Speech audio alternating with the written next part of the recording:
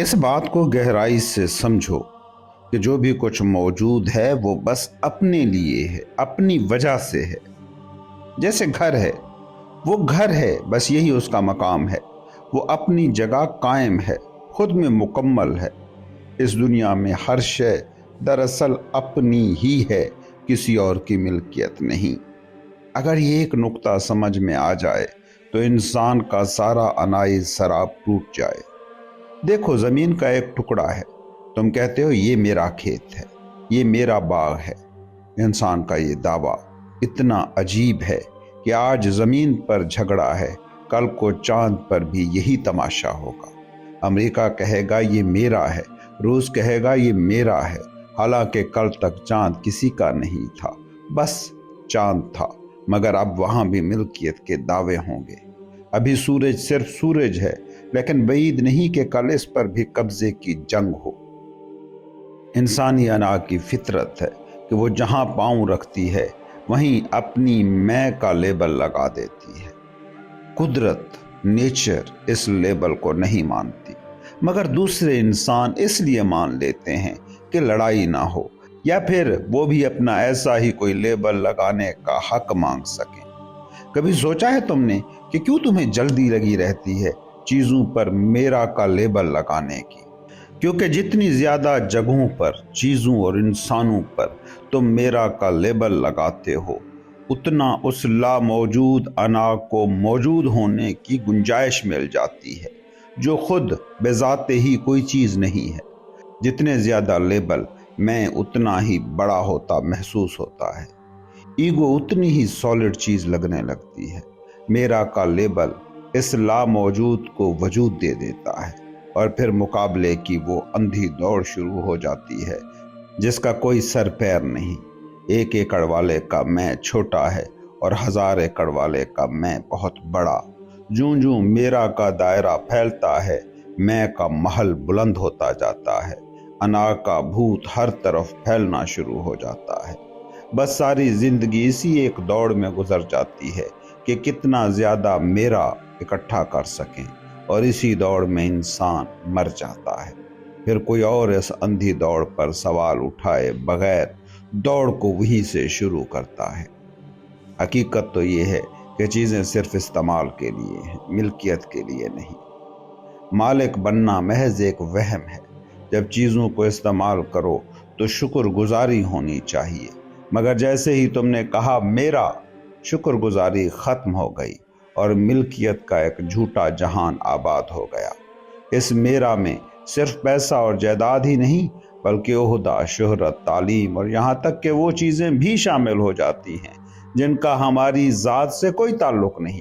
میرا مذہب، میرا خدا، میرا مندر، میری مسجد، میرا گرجا۔ سوچو، اگر خدا بھی میرا اور تیرا ہو گیا تو پھر انسان کے بچنے کا کیا راستہ ہوگا؟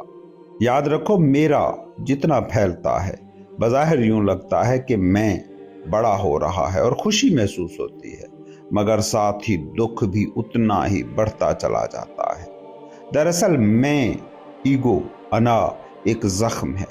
یہ زخم جتنا بڑا ہوگا، چوٹ لگنے کی جگہ اتنی زیادہ ہوگی۔ ہوا کا ایک جھونکا بھی چھو جائے تو درد ہوتا ہے۔ دیکھتے ہو لوگوں کو، کسی کی ٹیڑھی آنکھ، بولا گیا ایک فکرہ تک کتنے دنوں تک تڑپاتا اور ستاتا رہتا ہے۔ کبھی کسی نے بچپن میں گالی دی تھی اور تم اسے 50 سال بعد بھی ملو تو سب سے پہلے وہی گالی ہی تمہیں یاد آئے گی۔ کسی دوست کے ساتھ تم سالوں رہے ہو، کسی بات پر جھگڑا ہو جائے اور عرصے بعد وہ دوست ملے تو سب سے پہلے وہی جھگڑا یاد آتا ہے۔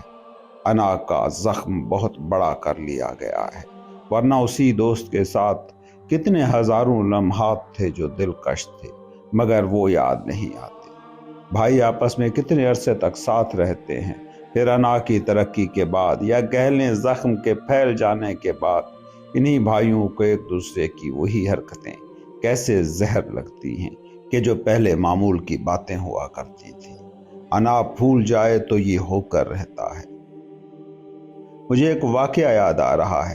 ہمارا ایک دوست تھا، ایک دن وہ آیا تو ہماری محفل میں ایک شخص بیٹھا تھا، اس کو گالیاں دینے لگا اور مارنے پیٹنے لگا۔ وجہ پتہ ہے کیا تھی؟ کہ جب وہ 8-9 سال کا تھا تو اس لڑکے نے اسے مارا تھا۔ آج اسے دیکھا تو زخم کو ہوا مل گئی، حالانکہ اب ان دونوں کی عمریں 30 سال سے اوپر ہو چکی تھی۔ دونوں شادی شدہ اور بال بچوں والے تھے۔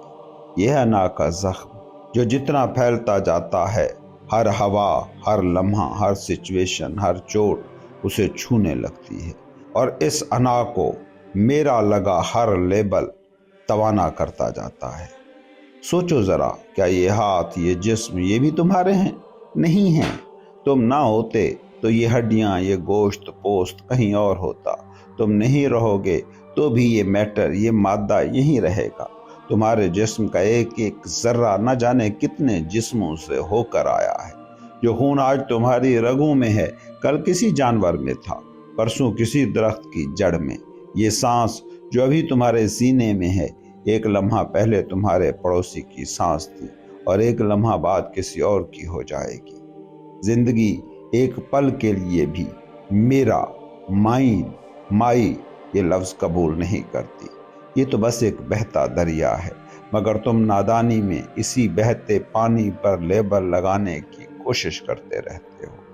یہی لیبل لگاتے رہنا انسان کا سب سے بڑا دھوکہ ہے۔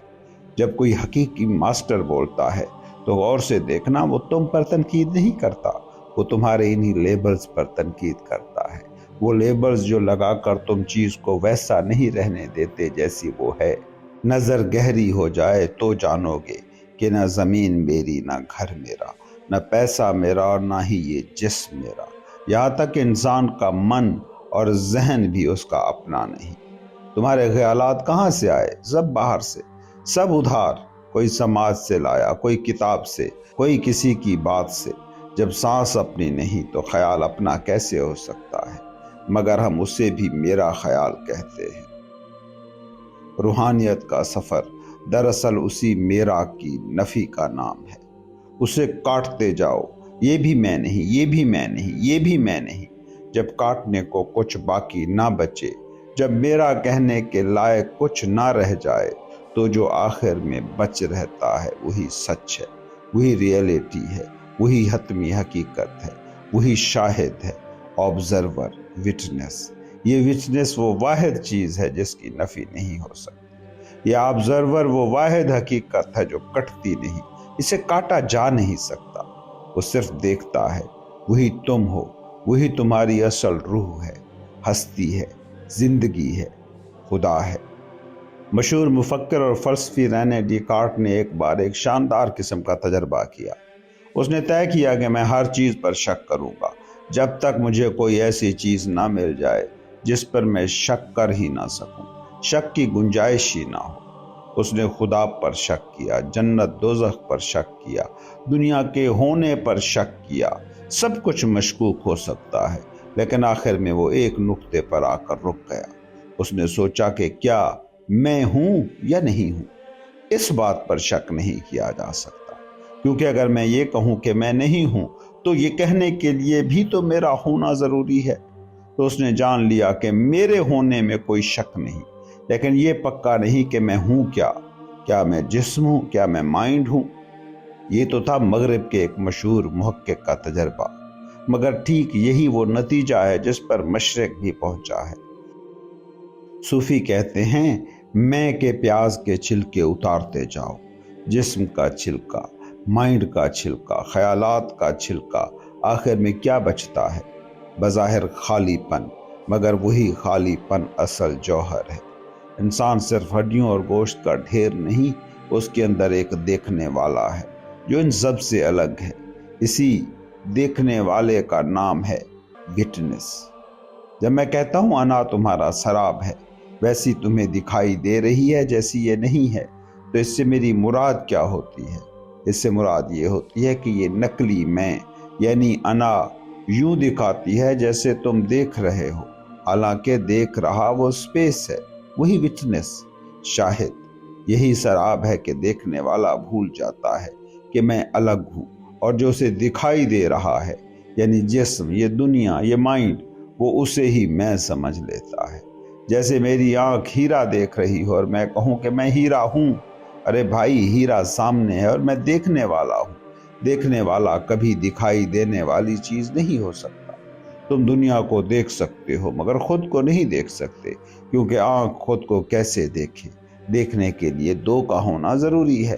تو جس چیز کا بھی تمہیں تجربہ ہو جائے، چاہے وہ دنیا ہو، روشنی ہو یا سکھ، جان لو کہ وہ تم نہیں ہے، تم وہ ہو جسے یہ تجربہ ہو رہا ہے۔ روحانیت کوئی نیا تجربہ حاصل کرنے کا نام نہیں ہے، بلکہ اس مقام پر پہنچنے کا نام ہے جہاں تمام تجربات ختم ہو جاتے ہیں، تجربات کی ضرورت ختم ہو جاتی ہے، اور صرف رہ جاتا ہے ایک تجربہ کرنے والا، دی ایکسپیرینسر۔ جب تم اس آبزرور کے مقام پر کھڑے ہوتے ہو تو زندگی کا انداز خود بدل جاتا ہے۔ تب تم مالک بننے کی کوشش چھوڑ دیتے ہو، کیونکہ تم جان جاتے ہو کہ مالک بننا سب سے بڑی غلامی ہے۔ غور کرو، جب تک تم چیزوں کے مالک بننے کی دوڑ میں ہو، تم دراصل اپنے اندر کے خالی پن کا اعلان کر رہے ہو۔ جسے اندر کا تخت مل جائے اسے باہر کے تخت پھیکے لگتے ہیں۔ ایک صوفی تخت و تاج چھوڑ کر جنگل نکل گیا۔ ایک دن بیٹھا مراقبہ کر رہا تھا کہ اس نے دیکھا دو سپاہی اس بات پر لڑ رہے تھے کہ زمین پر سامنے پڑا ہوا ہیرا پہلے اس نے دیکھا تھا، دوسرا کہہ رہا تھا نہیں، پہلے میں نے دیکھا تھا۔ اس بات پر تلواریں نکل آئیں اور دونوں ہی تھوڑی دیر میں دیکھتے دیکھتے لاش بن گئے۔ صوفی نے پہلے دونوں کی لاشیں دیکھی، پھر ہیرے کو دیکھا اور ہنس پڑا۔ اس نے کہا یہ دو انسان جس کے لیے مر گئے، اسے تو پتہ ہی نہیں چلا کہ کوئی ان پر میرا کا لیبل لگانے کے چکر میں جان سے چلا گیا ہے۔ میرا کا لیبل لگانے کا یہ نشہ آخر کیا ہے؟ کبھی خود سے پوچھئے نا، میں کو میرا کا لیبل چپکانے میں آخر اتنی کیا دلچسپی ہوگی؟ اس لیے کہ کہیں تم اس حقیقی میں تک نہ پہنچ جاؤ۔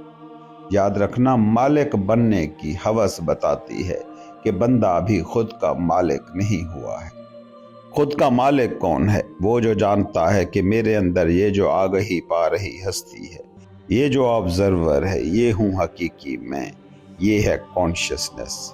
انا کا فوکس اور حقیقی میں کے فوکس کا فرق ہے جو تمہیں بیدار روح یا سوئی ہوئی روح بناتا ہے۔